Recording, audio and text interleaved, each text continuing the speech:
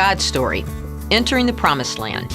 So part of God's story is about when his family entered the promised land, and it goes like this. Back when God started his family with Abraham and Sarah, he promised they would live in a brand new, wonderful home called Canaan. Then God's family grew and grew, and eventually got stuck as slaves in Egypt. So God sent Moses to lead them out of Egypt and through the wilderness. And now it was time to go home to the promised land. God had even chosen a new leader, Joshua. Now God knew that getting to the promised land looked impossible. For one thing, there was a river in the way, and it was getting bigger and bigger. To make matters worse, people were already living in Canaan, and they didn't want to move.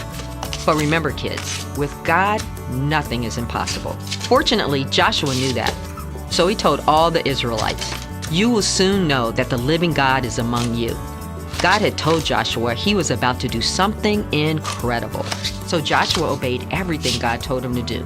First, God said to send the priest to the Jordan River ahead of everyone else. The priest's job was to help God's family talk to God. Now that Jesus has rescued us, we can all talk to God.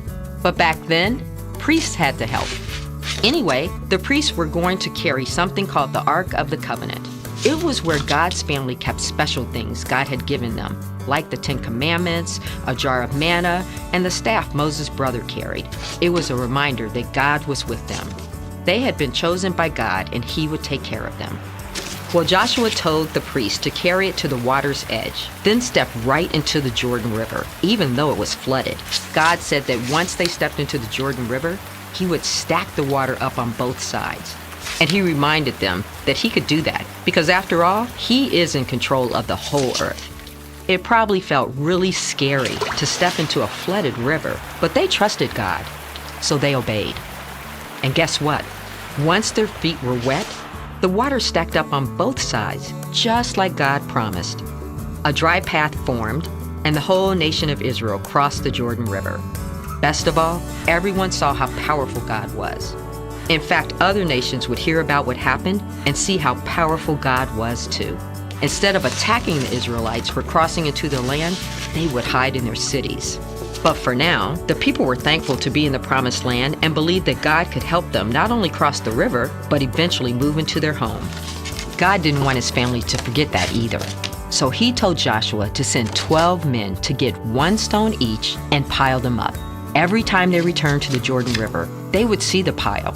Many years later, God's family would ask, "What do those stones mean?" And someone would tell them about how God is powerful and how he always takes care of his family. And that's the story of when God's family entered the promised land. So in case you missed it, here's the quick version. God promised a home. He chose Joshua to lead. A river was in the way. People already lived there. Joshua trusted God. The priest stepped into the river. The river stopped. God's family went home. They thanked God. God is powerful. He can take care of his family. And that's a part of God's story.